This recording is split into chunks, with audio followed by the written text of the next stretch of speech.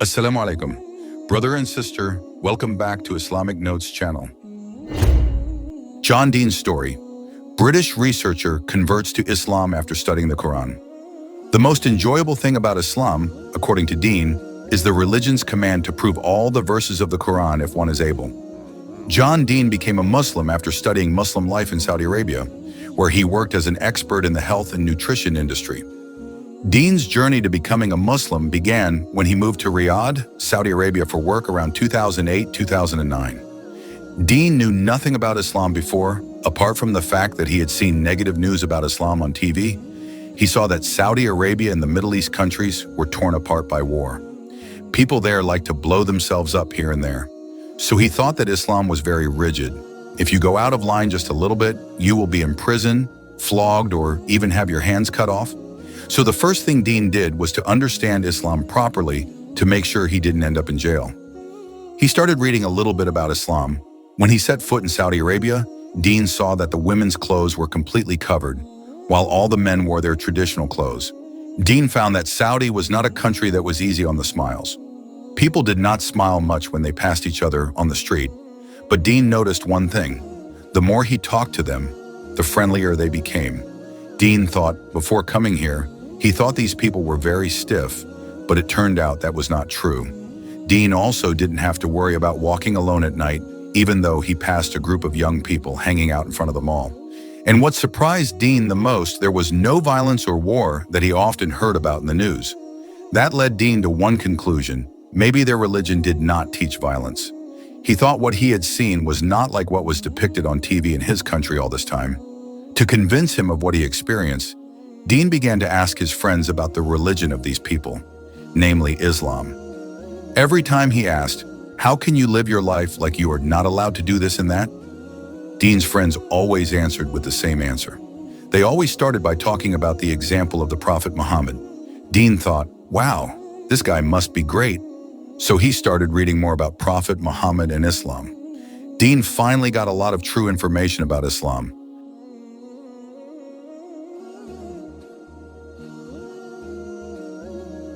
As a researcher, Dean is very interested in studying the Quran and Hadith. He was very surprised because he found a lot of scientific evidence that was clearly stated in the Holy Book of Islam. Dean found the Quran so simple in its language that it was easy to understand. Its verses were very easy to integrate into everyday life. This surprised him. It was very different from his assumption that the Quran was very rigid in regulating the lives of Muslims. Dean got an explanation from another colleague that Islam also functions as a guide to life. The most enjoyable thing in Islam, according to Dean, is the religion's command to prove all the verses of the Quran if possible. Islam also advises its followers to continue learning. Dean was grateful to have met people who were able to open his eyes that what he had believed about Islam was wrong. And when he started studying it, the religion turned out to be easy to understand and made sense. After realizing this, Dean expressed his desire to convert to Islam.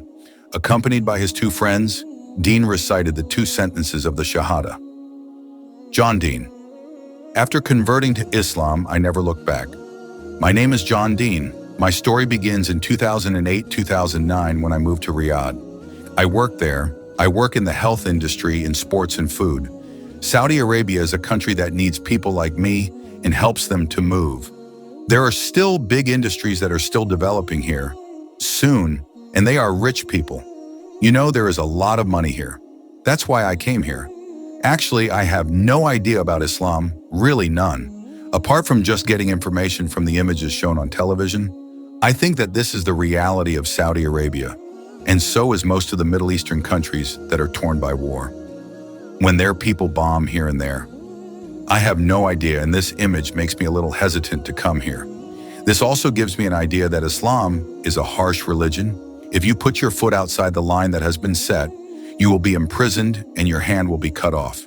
You will hear stories like this.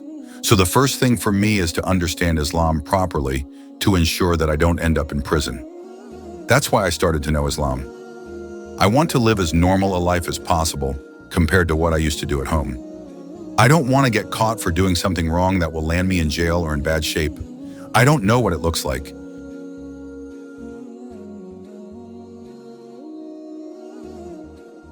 So I started reading a little bit about Islam.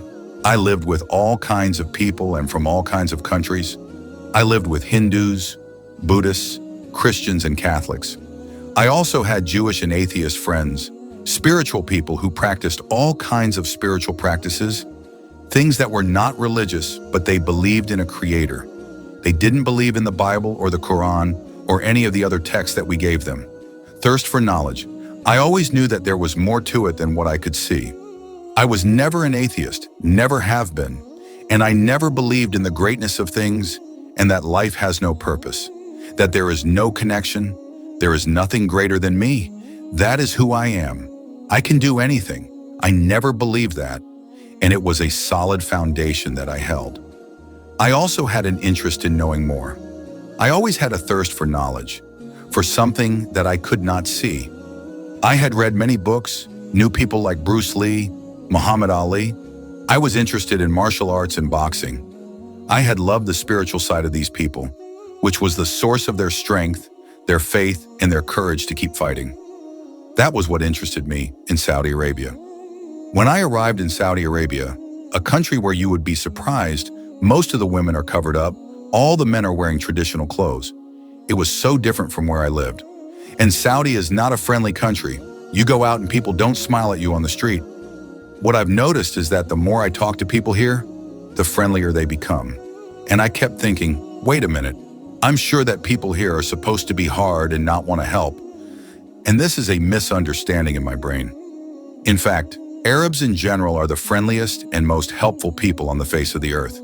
Besides, it is the most peaceful place I have ever been in my life. I don't have to look behind me. You can walk past a group of 17, 18-year-olds at 2 in the morning, standing outside a supermarket or a coffee shop. You can walk past them and you don't feel intimidated. They're usually nice people and they'll say, "Hey, how are you? How's Manchester United?" Things like that. The people here are friendly, kind, and easy to give. This attitude surprised me and I began to think, if this person was not as depicted on television, there were no soldiers walking the streets, there was no war that was supposedly going on, no one blows themselves up. If this doesn't happen as I believe, then surely the religion is not rough and tough and like being in prison. I started talking to my friends about religion, like how you go through it. You're cool, how do you get through life without doing this and this and this? And other people also brought up the same thing to me. They often talk about Prophet Muhammad Sallallahu Alaihi Wasallam, his life and what he did and how productive he was, how he leads a balanced life and how kind and generous he is and things like this. I thought this character is really fascinating and interesting. I started to think more about the Prophet Muhammad and the other prophets of Islam. Thoughts kept coming back to me, this information and how these stories from the Bible that I had learned in school were also in the Quran and how these two religions were related.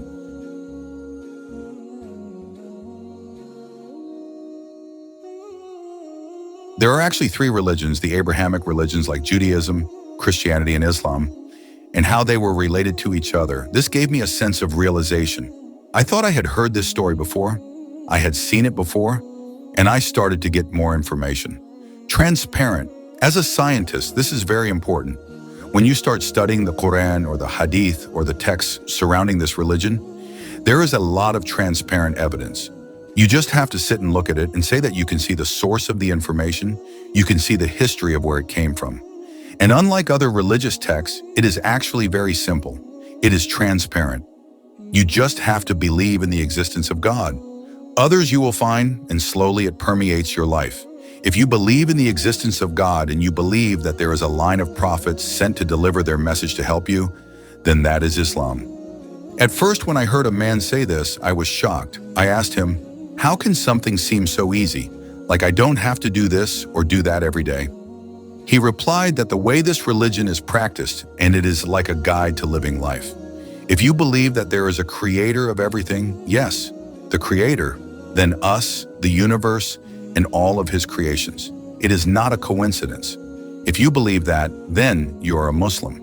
You believe in the oneness of the creator who controls this universe. Then your task is to continue to explore this path. What is interesting about Islam, Islam invites you to test it, challenge it, read, study it, especially the history of Islam.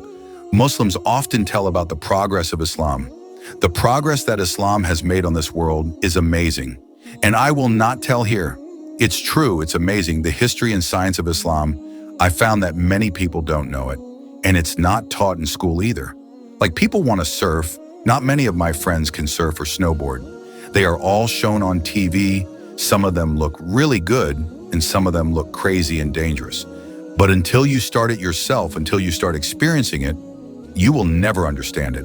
And so it is with Islam. You have to start reading about it from the right sources and good people. I know a lot of wise people that you can listen to about Islam. They basically opened my eyes and made me realize that what I knew all this time was wrong. And when I started reading about it, it turned out to be so easy, transparent, and logical. Things like prayer. I used to meditate before. I participate in yoga classes. I can really feel it. Take a moment in the day to be thankful and think about what is higher than yourself, and think about the people you love. Things like this are very helpful. If you do it with a group of thousands of people, you will feel the energy. Believe me, you are recharged. I can easily pray. As soon as you put your head on the floor, something in your body tells your mind, your soul, your spirit, and whatever, that you are truly in a state of surrender, and this is Islam.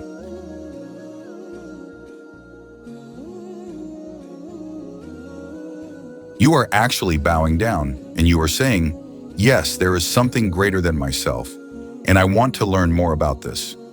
I want to build that feeling we call faith, and to do that, I have to do it over and over again. I will build it slowly, and I will enjoy it. Ready for shahada. You have to know what people think and what they feel. One day, after all the information was in my head, which I got from reading and studying, we were having lunch in the hospital. One of my friends said, I hope one day you, inshallah, will become a Muslim. I said, I think I'm ready. He asked, are you ready? I said, yes, I am ready. I want to do it. I want to convert to Islam. I've studied it. I've investigated it, like a scientist is interested. I believe in it.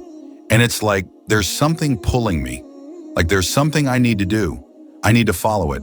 I'm going to take this chance. I came out of the hospital area with two of my friends. If you want to embrace Islam, you need two witnesses with you, and you just have to testify that you believe in God and you believe that Prophet Muhammad is the last messenger of God.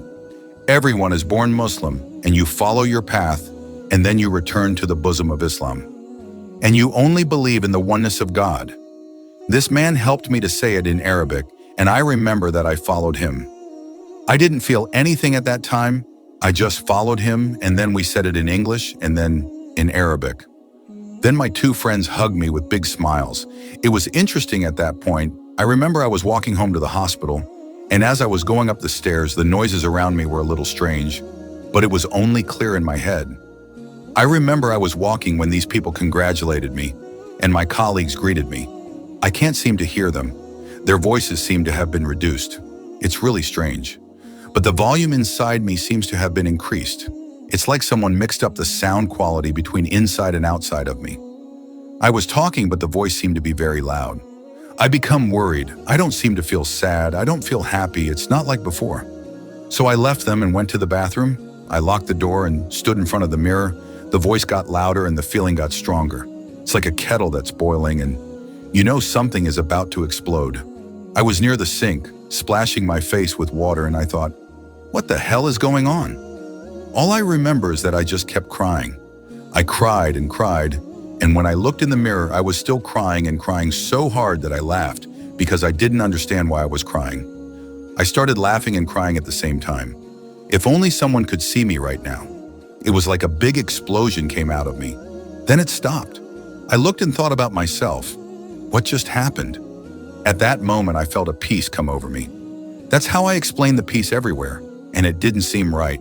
I had never felt it before, and never again did I feel such peace. But he stayed with me. From that day on, I felt this feeling that he was something else for me.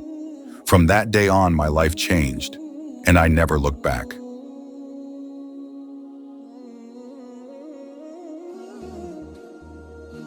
I still feel weird talking about it, but it's something I can't explain. That's what I love about spiritual moments. No scientist can measure it. There's something between you and God, and if people believe in it, they'll believe in it. If they don't, they won't. If they experience it, it's amazing. That's what I want.